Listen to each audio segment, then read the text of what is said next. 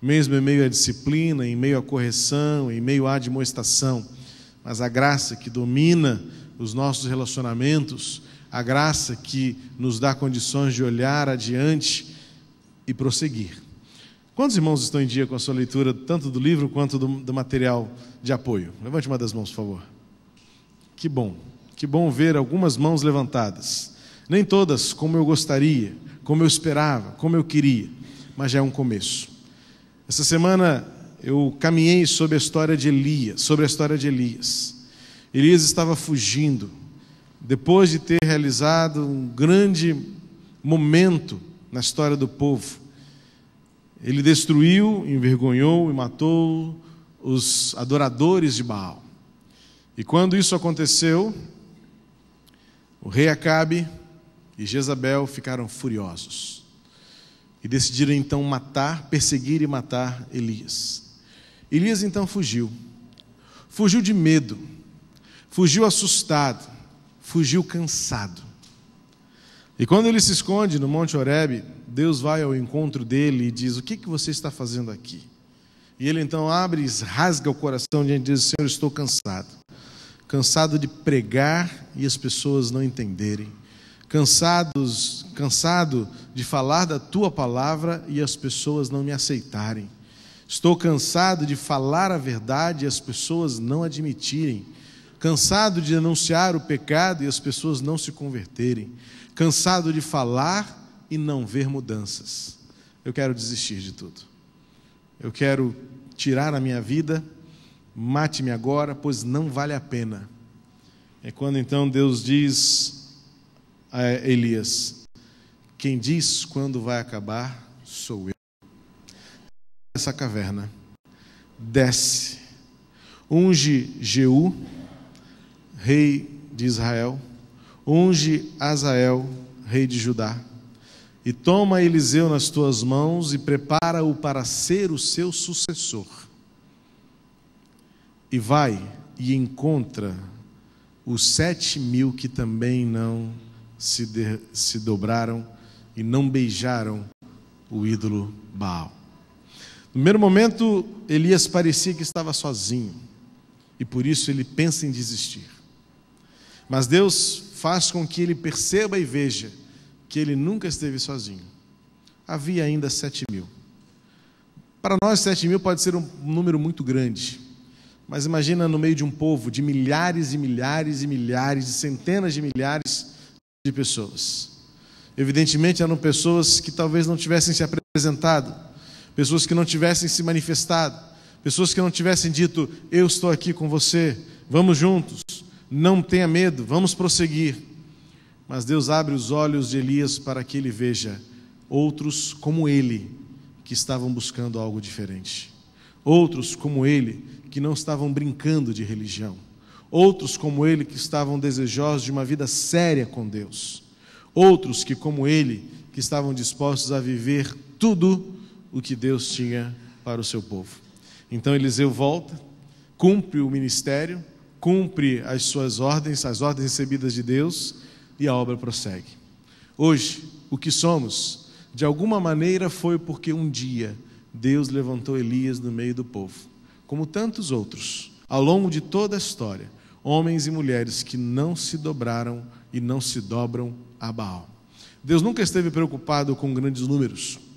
Eu gosto de lembrar que Deus faz a sua obra por meio de coisas pequenas e simples.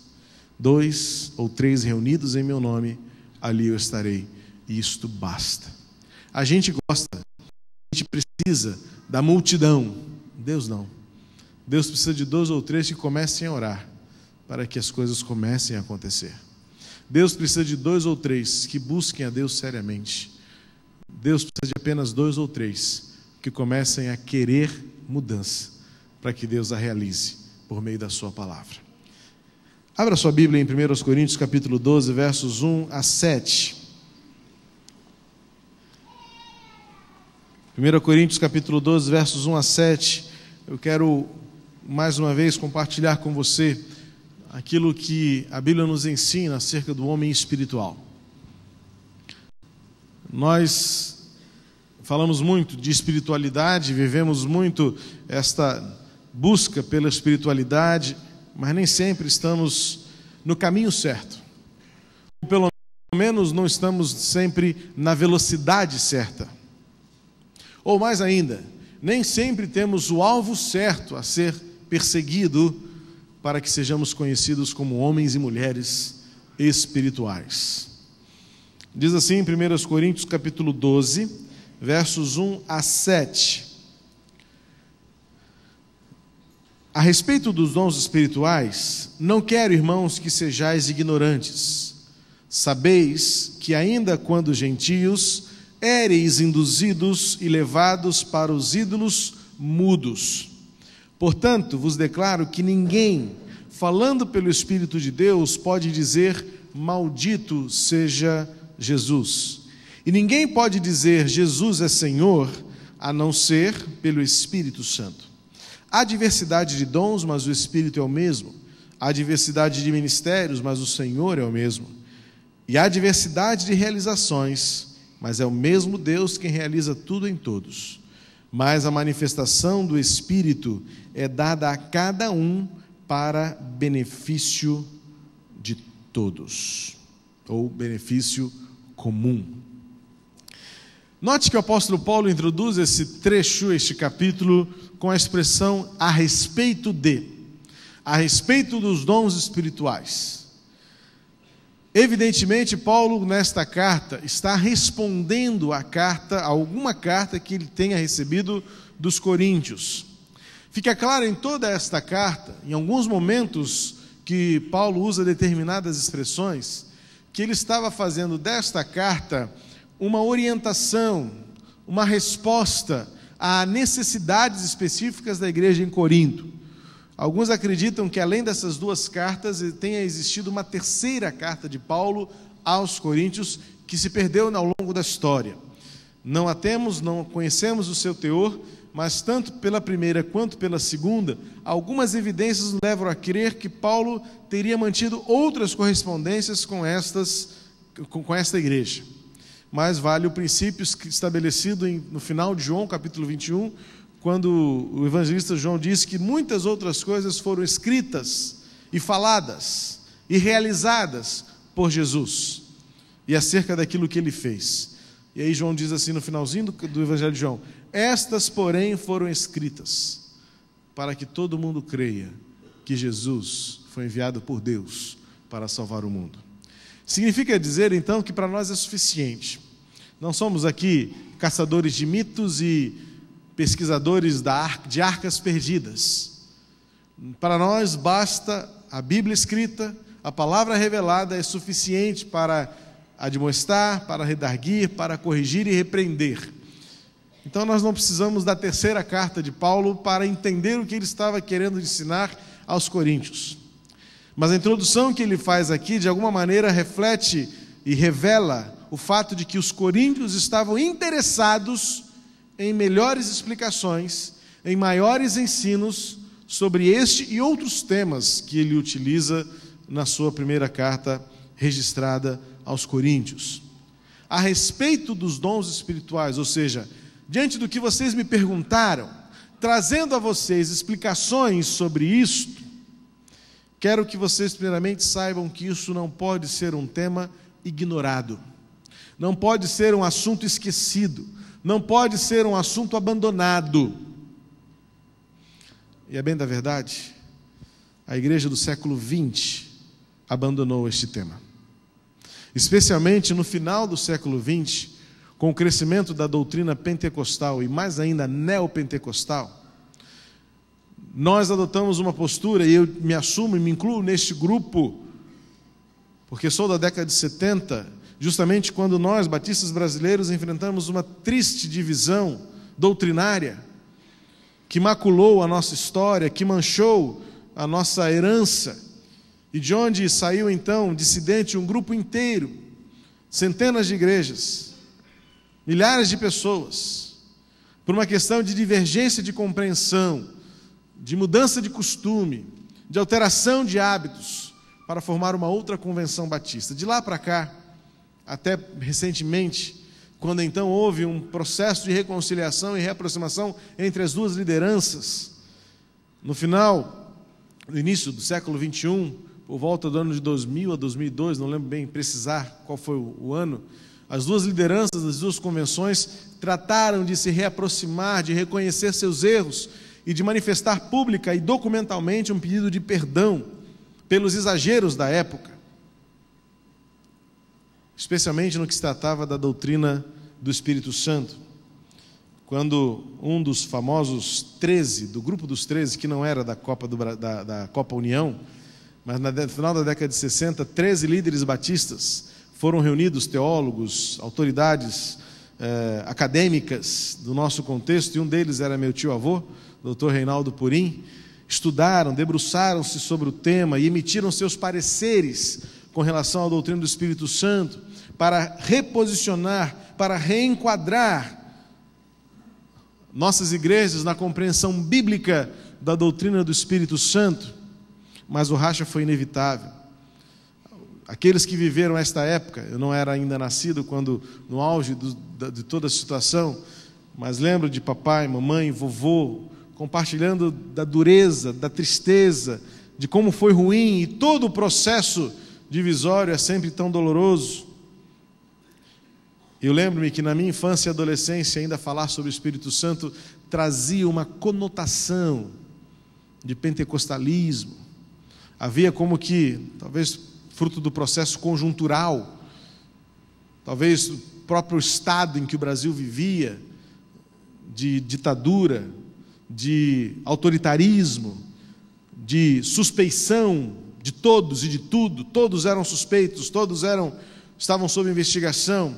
Eu lembro-me no início da minha adolescência, quando também qualquer manifestação um pouco mais extrovertida, um pouco mais descontraída, um pouco mais alterada, já eram tidos como subversivos.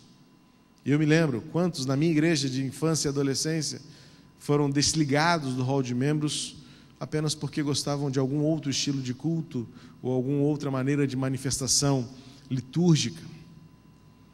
Foi quando o advento do crescimento de comunidades evangélicas, quando explodiram os clubes bíblicos, quando explodiram manifestações de igrejas independentes, e quando, eu creio, iniciou-se o processo pós-denominacionalista que vivemos hoje, em que as denominações históricas estão mais enfraquecidas das suas estruturas, porque atrelado a isso tivemos também problemas morais, problemas éticos, problemas infraestruturais das nossas organizações mães, que levaram também a um redimensionamento, a uma reestruturação de todo o organograma denominacional.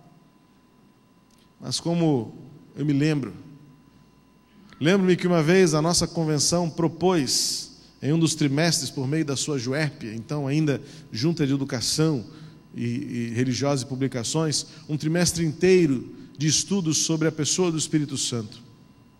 Algumas igrejas se levantaram e produziram suas próprias revistas, porque não aceitavam a maneira como alguns autores escreveram e descreveram a interpretação e o processo da manifestação do Espírito Santo. Ou seja, o ranço, a suspeição, o medo ainda pairava e paira muitas vezes em muitos corações. E o apóstolo Paulo diz: apesar de tudo isso, vocês não podem ignorar uma realidade. Nós somos homens e mulheres dirigidos pelo Espírito Santo, e isso se mostra por marcas muito evidentes. O apóstolo Paulo introduz este capítulo em que ele fala sobre dons espirituais, chamando a atenção para o fato de que, a despeito de qualquer concepção equivocada, não dá para ignorar, não dá para levar como um assunto omisso ou neutro no processo, na dinâmica do nosso relacionamento com Deus e na nossa vivência cristã neste mundo. Não dá para dizermos-nos homens e mulheres espirituais sem considerarmos a necessidade, ou sem considerarmos a realidade de sermos homens e mulheres que têm papel nesta obra. Não meros contempladores, não meros assistentes, não meros críticos, mas homens e mulheres que arregaçam as mangas e reconhecem que da parte de Deus tem uma incumbência, tem um papel de edificar, de construir, de contribuir, de dar a sua parte para que a obra de Deus aconteça. Mas evidentemente que é muito mais fácil e é confortável assumirmos uma postura contemplativa, meramente crítica, e para criticar todos nós temos um pouco, de sentarmos na mesa de um debate, sentarmos numa roda de conversa e apontarmos tudo que está errado, tudo que é falho, tudo que os homens fizeram e se arrependeram e que deveriam ter feito melhor. E alguns até talvez poderiam, se tivesse perguntado para mim,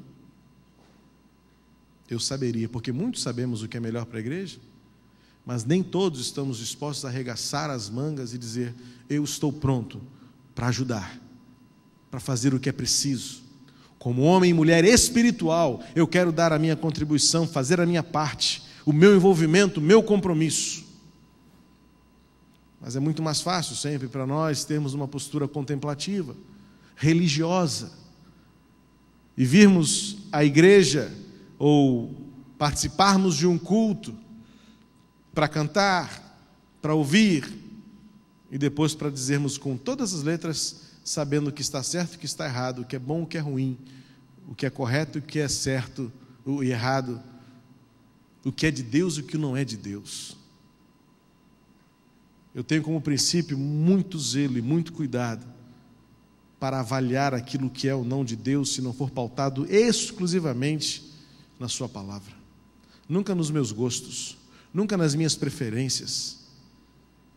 E o próprio princípio de Gamaliel nos ensina, no livro de Atos, que nós não temos esta autoridade de dizer se algo, alguém é de Deus ou não é de Deus. O que Gamaliel fala quando ele é perguntado sobre o movimento de uns tais cristãos que estavam alvoroçando e perguntam para o sábio das Escrituras, como um homem que conhecia o Antigo Testamento, conhecia profundamente a religião judaica: Gamaliel, o que você me diz desse povo aí que está crescendo, alvoroçando o mundo, falando que são como Cristo, falando em espírito, fazendo sinais e maravilhas?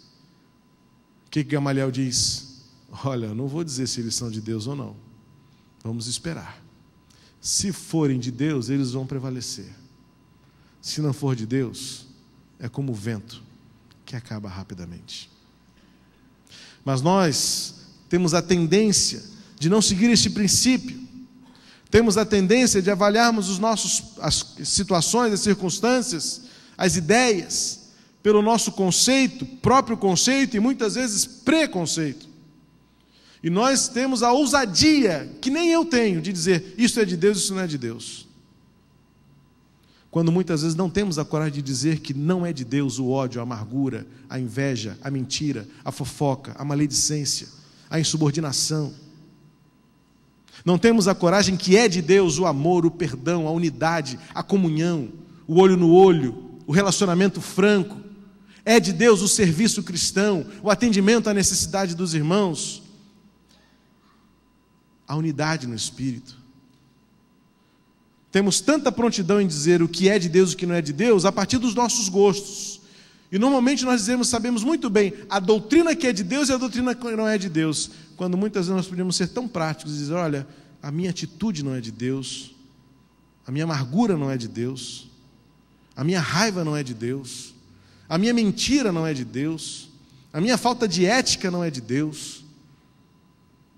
E dizermos: eu quero amar como Deus amou, eu quero servir como Jesus serviu, eu quero me ajoelhar aos pés do meu irmão para lavar seus pés como Jesus fez. O apóstolo Paulo vai mostrar nesse trechinho, introduzindo o seu ensino sobre dons espirituais, mas não é o único texto em que Paulo fala sobre isso. Romanos 12, Paulo também volta a falar sobre dons. Quando Paulo escreve aos Efésios, ele também fala sobre dons. Pedro fala sobre a existência de dons espirituais. Eu quero destacar nesse texto 3 marcas, não são únicas e não são só essas, mas nesse trecho eu quero destacar 3 marcas do homem espiritual. Volto a falar sobre isso. Em outro texto preguei, quando ainda na carta aos Coríntios, capítulo 3, nós falamos sobre marcas de homem espiritual, baseado naquilo que o apóstolo Paulo fala sobre ter o Espírito, não ter o Espírito, e ainda a terceira realidade, no capítulo 3, homens e mulheres carnais. Mas nesse texto, já que o apóstolo Paulo vai desenvolver toda a sua carta aos Coríntios, falando sobre a espiritualidade prática, a espiritualidade visível, a religiosidade que não é meramente contemplativa, mas ela é ações concretas, Paulo vai dizer, primeiro, não sejam ignorantes quanto a essa realidade. Abra o coração de vocês, abra o entendimento de vocês, para saber que faz parte da nossa espiritualidade vivermos essas coisas. E ele diz no versículo 2, por quê? Porque agora vocês não são mais gentios. No sentido aqui não é apenas uma realidade dos que não eram judeus, mas aceita-se comumente que a partir de então, os gentios eram todos aqueles que não faziam parte do Israel novo de Deus, alcançados pela graça de Jesus. E o apóstolo Paulo então está se referindo àqueles que agora declaravam seguir a Jesus. Não eram mais gentios, não eram induzidos e levados para ídolos mudos. Olha como é que Paulo introduz este momento. Se o nosso Deus é um Deus vivo, esta vida se revela e se mostra pelo nosso procedimento. Se não adoramos mais a ídolos mudos, surdos, inertes, inativos, sem valor, isso tudo deve se mostrar pela nossa maneira de viver. Homens espirituais, portanto, primeiro, se revelam pelas suas declarações. Diz assim o versículo 3, portanto vos declaro que ninguém, falando pelo Espírito de Deus, pode dizer maldito seja Deus. E ninguém pode dizer Jesus é Senhor, a não ser pelo Espírito Santo. Talvez na sua Bíblia esteja a palavra anátema. Você diz, pastor, me explica aí o que é anátema. Uma palavra difícil de ser entendida e traduzida no nosso contexto. Literalmente ela significa separado para destruição. Foi o que aconteceu lá em Jericó. A primeira vez que aparece esse termo está lá em Josué, quando Deus manda Josué destruir Jericó, e Deus então ordena que todo o resto daquela destruição, daquela tomada da cidade, fosse considerado anátema. E se alguém tomasse parte naquilo, seria também considerado anátema e deveria ser destruído. Literalmente, maldito, que será destruído, separado. E aí já uma conclusão, separado como joio para ser queimado. E Paulo está dizendo que há duas realidades. Ou a pessoa tem o Espírito Santo e diz a verdade, ou ela não tem o Espírito Santo e diz a mentira. E consequentemente, a verdade é fruto da presença do Espírito Santo e a mentira é evidência da ausência da obra do Espírito Santo na nossa vida. Portanto, o homem espiritual se mostra por meio daquilo que ele diz, daquilo que ele manifesta, daquilo que ele declara. Evidentemente que nós ouvimos muitas pessoas dizer que Jesus é Senhor. E o próprio Jesus já havia dito lá para os seus discípulos, não vai adiantar no final dos tempos você dizer para mim lá no juízo, porque muitos me chamaram de Senhor, Senhor, mas não entrarão no reino de Deus. O que distingue? O que separa? O que diferencia então, portanto, alguém que fala Jesus é Senhor e entra no céu, e alguém que fala que Jesus é Senhor e não entra no céu? É porque não é uma referência naquilo que fala, mas é a coerência naquilo que vive. Muitos, com suas palavras, com suas declarações, dizem uma coisa, mas com a sua vida gritam totalmente outra. O apóstolo Paulo está trazendo os seus leitores à compreensão de que o homem espiritual se mostra por uma vida inteira de coerência, uma vida inteira de integridade, uma vida inteira subordinada ao senhorio de Jesus. Porque muito mais do que dizer que Jesus é Senhor, é viver como tal.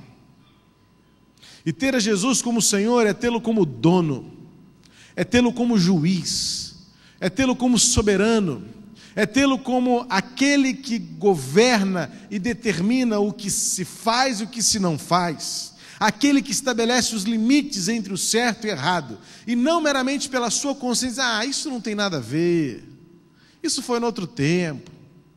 E muito mais na sociedade em que vivemos, em que o hedonismo, a ditadura do prazer, a ditadura do individualismo, em que você faz o que você quer, o que você gosta, e ninguém tem a ver com isso, ignora o fato do senhorio de Jesus, e aí com a sua boca canta, louva, adora, engrandece o Senhor, mas o seu coração está longe, o seu coração está distante. Esses, por certo, dizem com sua boca Jesus é o Senhor, mas em seu coração e com suas atitudes declaram: maldito é Jesus. Pois muitos de nós maldizemos Jesus quando vivemos a lascívia, quando vivemos a imoralidade, quando vivemos a violência, quando vivemos a insinuação, quando vivemos a mentira entre nós, quando vivemos em prol do prazer pessoal, quando vivemos a vergonha da falta de testemunho, quando as pessoas não nos conhecem como cristãos por aquilo que falamos, e quando o revelamos, dizem, mas você é crente? Você é aqui, nesse lugar, fazendo isso, bebendo isso, dançando isso, praticando isso, roubando isso, mentindo assim, odiando assim, falando mal desse jeito? Você é crente? Quando a sociedade, quando o mundo olha para nós e exclama, surpreso pela nossa declaração de que fazemos parte da igreja, você vai na igreja? Andando como você anda? Vivendo como você vive? Meus irmãos, o triste advento deste tempo são Twitters, Orkuts e Facebooks da vida. Porque ali muitos revelam quem verdadeiramente são, por onde andam, o que fazem, com quem andam. E muitos, muitas vezes, pelos seus relacionamentos de segunda a sábado, e não por esse momento aqui hoje, muito mais dizem, maldito é Jesus na minha vida, que não me deixa fazer o que eu gosto, que põe em mim esse peso maldito de eu querer fazer o que eu queria, gosto de fazer, o que me dá prazer, mas vive me acusando que eu estou errado. Enquanto aqueles que têm uma vida piedosa, coerente, amável, espiritual, muitas vezes não precisam de qualquer palavra para dizer, mas como Eliseu, podem ouvir de alguns, ali vai um homem de Deus, pela sua maneira de viver, de amar, de se relacionar. Homens espirituais são conhecidos por suas declarações de vida. Versículo 4, 5 e 6 diz assim: há diversidade de dons, mas o Espírito é o mesmo. Há diversidade de ministérios, mas o Senhor é o mesmo. Há diversidade de realizações, mas é o mesmo Deus quem realiza tudo em todos. Eu posso entender que o apóstolo Paulo me ensina que o homem espiritual se dá a conhecer pelo seu serviço. A palavra dons aqui, traduzida da palavra carisma, que é a mesma palavra utilizada para a graça, ou seja, aquilo que o Espírito Santo dá gratuitamente, como ferramentas, como características, como meios pelos quais as pessoas se envolvem, se doam e realizam a obra de Deus nas suas capacidades. E o apóstolo Paulo então vai dizer que existem dons para a execução da obra de Deus, mas é um só Espírito que dá. São vários, são diversos. Eu arriscaria dizer que são inumeráveis, porque em nenhum texto da Bíblia a listagem é exaustiva, ela é conclusiva.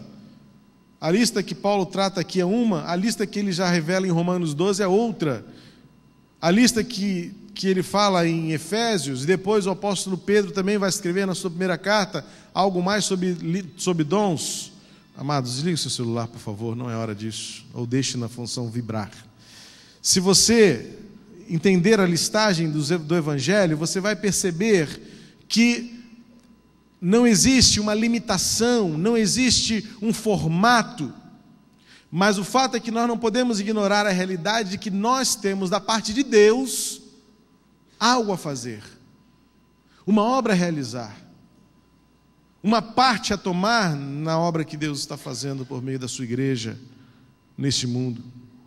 Há diversidade de ministérios, e a palavra que o apóstolo Paulo traduz aqui por ministérios é diaconia. Há muitas diaconias, ou seja, quando os seus dons estão a serviço, ele gera uma diaconia. A diaconia da adoração, da música, a diaconia da ação social, a diaconia do encorajamento, a diaconia da intercessão, a diaconia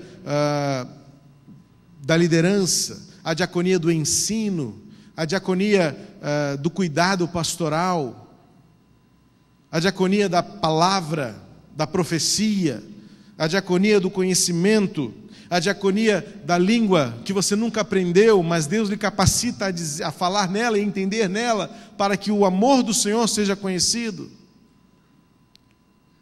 O homem espiritual é conhecido pelo seu serviço, e isto é diverso, é múltiplo.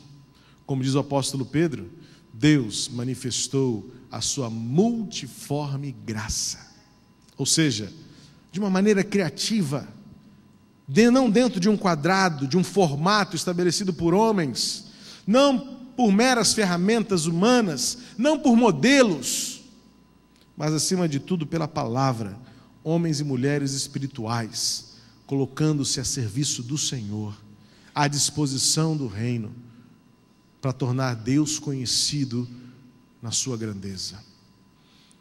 Eu ainda não li, mas eu comprei na sexta-feira, porque eu não tive tempo de parar para ler especificamente. Comprei pela capa, revista super interessante deste mês. Deus, uma biografia.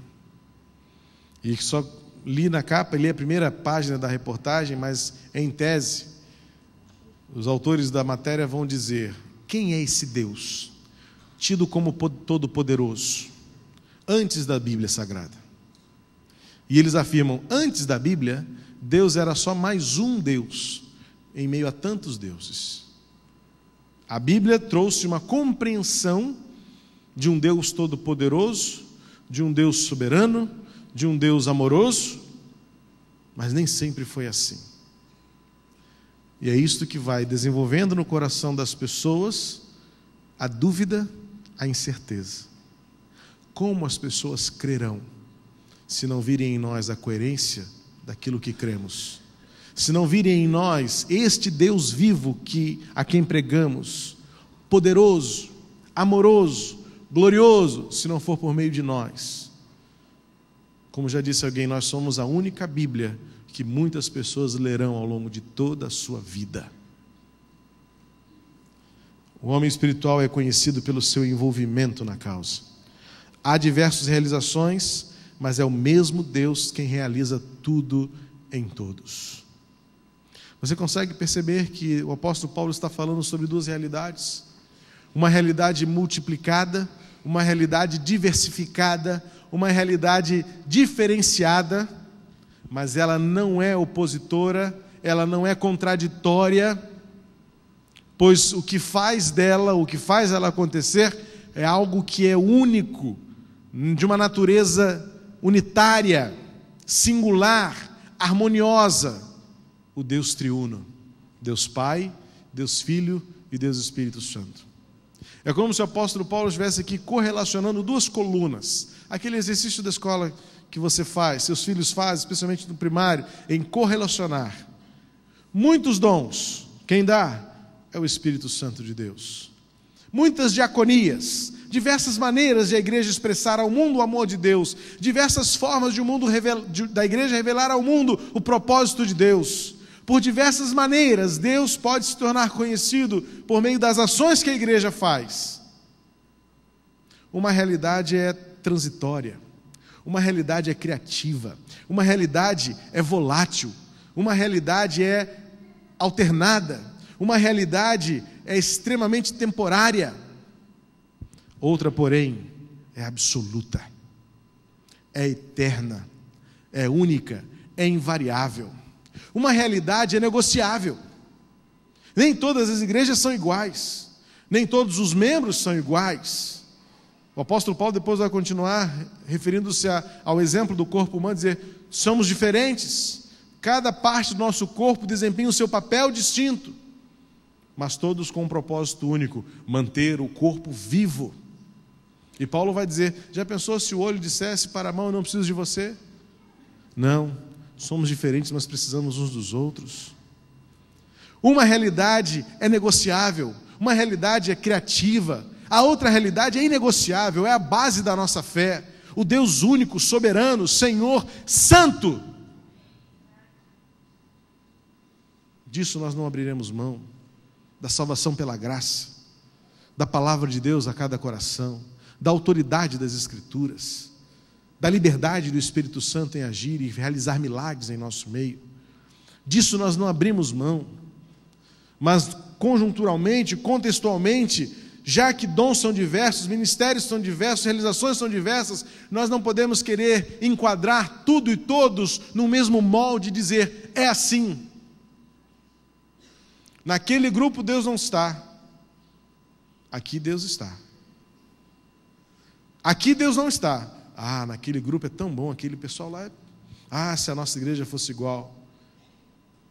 Nós somos do jeito que Deus quer que sejamos, diversos, múltiplos, criativos, livres, mas norteados por um só Senhor, preenchidos por um só Espírito, governados por um só Deus. Isso é o que nos faz povo de Deus, espalhado pela terra. Quando as igrejas estão diferentes, em países tão diferentes, em contextos tão diferentes, uns livres, tão livres quanto nós, que podemos cultuar com a porta aberta, podemos ir para a praça e cantar, podemos colocar uma faixa no muro e convidar todo mundo para vir. Outros que estão em cadeias, em prisões, porque um dia declararam Jesus como Salvador. Gente que está escondida em porões, porque não podem sair à luz do dia, pois serão torturados e mortos. Tão diferentes, mas um dia todos estaremos nos céus. E a igreja precisa ser o prenúncio, a inauguração, o preâmbulo daquilo que veremos na eternidade. Na medida em que for um só Espírito, na medida em que for um só Senhor, na medida em que for um só Deus a nos dirigir, a nos governar. O homem espiritual se mostra por meio do seu serviço, como fruto de uma obra do Deus triuno na nossa vida. E por último, versículo 7. Mas a manifestação do Espírito é dada a cada um para o benefício comum. Nesse trecho eu quero destacar a terceira e última marca para este momento de um homem espiritual. Um homem espiritual é conhecido por seus relacionamentos. Pois contrapondo-se à realidade do mundo em que vivemos, contrapondo-se à realidade da sociedade na qual estamos inseridos, e ela é um desafio para nós. Eu pude colocar nessa semana no meu blog um vídeo que traz à luz informações e o entendimento desta geração, dos nossos filhos adolescentes. Na verdade, os nossos filhos pequeninos já fazem parte de uma nova geração que ainda não está, diríamos assim, estruturada, não está sistematizada, que é a geração Z. Mas os nossos filhos jovens hoje já fazem parte de uma geração chamada como geração Y. E o que é isso? Se você não sabe, como é que você quer falar de Jesus para essa geração? Muitos aqui são filhos da chamada geração Baby Boomers. Após a Segunda Guerra Mundial, Primeira e Segunda Guerra Mundial, houve uma explosão de bebês no mundo. Demograficamente, os sociólogos entendem e percebem uma explosão demográfica de muitas crianças, fruto do desespero, fruto da falta de esperança, fruto da miséria. Depois dos Baby Boomers vieram a geração Woodstock, Muitos aqui são dessa geração, dos anos 60 e 70, em que viveram a liberdade, o estrondo. Quantos saíram das igrejas porque as igrejas não souberam entender essa geração? Eu cresci próximo a uma igreja que alguns jovens foram desligados porque não podiam usar barba. Desligados. Conheço um jovem que frequentava esta igreja e foi excluído porque passou em frente à igreja de calça comprida, de shorts. Não podia passar na calçada da igreja de shorts. A questão é que os problemas específicos são outros, mas a essência do homem é a mesma.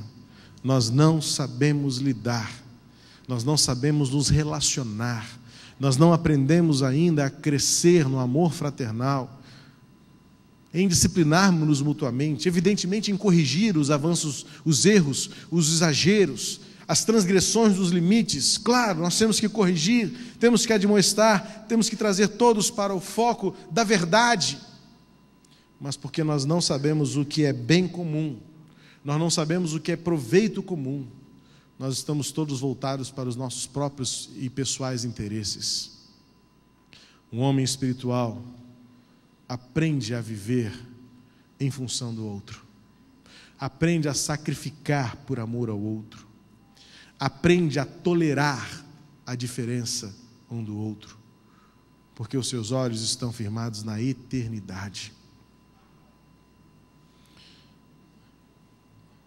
Amados, o desafio para que sejamos homens espirituais é voltar à palavra de Deus, com coragem para lê-la e vivê-la, para aplicá-la em nosso dia, todos os dias, e com projetos de curtíssimo prazo. Não mais fazer aquilo que todas as vezes nós fazemos nesta época. No ano que vem eu vou melhorar isso, vou melhorar aquilo, ano que vem eu vou dar um jeito nas minhas dívidas, ano que vem... Não. Eu tenho aprendido que isso se faz todos os dias pela manhã. Quando os olhos abrem na cama e você fala, tenho que acordar para ir para a escola, para ir para o trabalho, eu digo, Senhor, que seja um dia de santidade, que seja um dia de amor, que seja um dia de bênçãos e vitórias, um dia em que eu controle os meus ímpetos, que neste dia eu controle os meus pecados e os vença, que neste dia eu fale de Jesus para pelo menos uma pessoa, que neste dia eu busque viver a transparência e integridade dos meus relacionamentos, que nesse dia, pelo menos nesse dia, eu viva igual a Ti, porque este dia pode ser o último dia da minha vida. Mas porque nós fazemos sempre planos a longo prazo, nós somos naturalmente, humanamente, muito procrastinadores. O que eu não faço hoje, eu faço amanhã. Se não der para fazer essa semana, eu faço mês que vem. Se não der mês que vem, o ano novo está chegando. Se nós vivêssemos este dia como se fosse o último dia da nossa vida, nós não precisaríamos sair abraçando todo mundo, não. Mas bastaria viver este dia com o senso e responsabilidade de que é o Espírito Santo quem nos dirige. E é Deus quem deverá ser visto no nosso viver. Homens e mulheres espirituais. Homens e mulheres conhecidos por suas declarações de fé, conhecidos pelo seu serviço cristão, conhecidos pelos seus relacionamentos de amor. Que Deus nos abençoe. E a começar em mim, que eu seja este homem espiritual, para que muitos outros, tantos outros 7.000, apareçam, cresçam, segundo o coração de Deus, para a glória do Senhor, neste tempo e no porvir. Vamos ficar de pé.